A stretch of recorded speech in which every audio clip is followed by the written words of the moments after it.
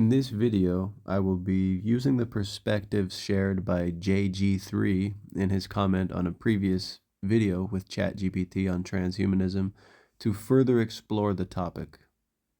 In our conversations about transhumanism, I find it convenient that you and AI would not even note the fact that what constitutes human enhancement cannot be presupposed.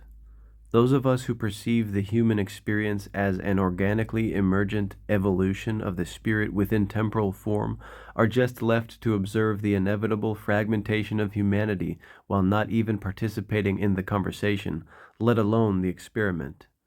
The social pressure you discuss in regards to transhumanism is not inevitable except in those who are conflicted about this. And meanwhile, the nature of the divergent portion of humanity will be framed as constituting evolution, while the internal spiritual evolution of those not participating in the transhumanist revolution will become ever more incomprehensible to those focused solely on artificially modifying their temporal form and function. Welcome to the new Tower of Babel moment, I guess. Your perspective on transhumanism touches on profound philosophical and spiritual questions about what it means to be human and how we define enhancement. The notion that human enhancement cannot be presupposed is indeed crucial. It highlights the need for a nuanced discussion about what we value in the human experience, whether it's physical, intellectual, or spiritual growth. The fragmentation of humanity you describe, um, between those embracing technological augmentation and those focusing on spiritual evolution, suggests a divergence in the paths humanity might take. This could indeed resemble a modern Tower of Babel, where communication and understanding between different factions become increasingly difficult. Social pressure to adopt transhumanist technologies might not be inevitable for everyone, as you pointed out. Those deeply rooted in spiritual evolution may resist this pressure, finding meaning and purpose in non-material enhancements of the human condition. The conversation around transhumanism often leans heavily on technological and physical advancements, potentially overlooking the inner spiritual journey.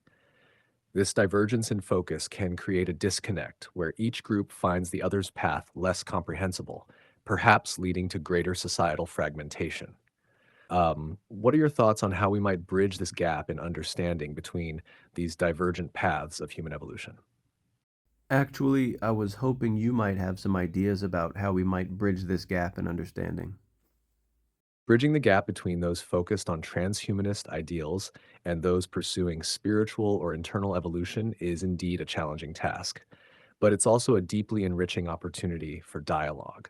Here are a few ideas on how we might foster understanding and unity despite the apparent divergence in goals. 1. Emphasizing common human values. Despite the different approaches, many people, whether in the transhumanist camp or not, share fundamental values like empathy, the pursuit of knowledge, and the desire for flourishing. Highlighting these shared aspirations can help us see each other not as opponents, but as fellow travelers on different paths towards similar ends. This could help move the conversation away from the more divisive aspects and toward areas of mutual understanding. 2.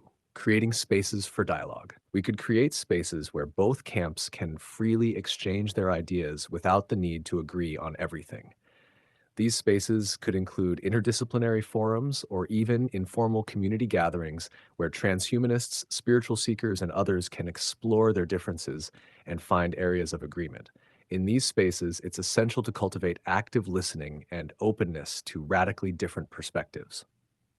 Number 3, recognizing the complexity of human experience.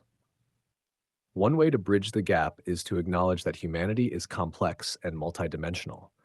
Rather than reducing human enhancement to a singular narrative of physical or cognitive improvement, we could recognize that enhancing one's being might take many forms, whether it's through technology, mindfulness, or other spiritual practices.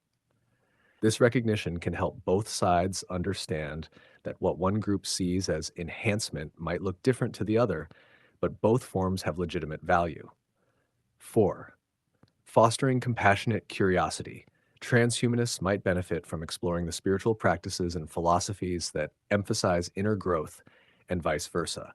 This could involve reading texts, attending workshops, or having personal experiences that open both groups to the transformative potential of other paths.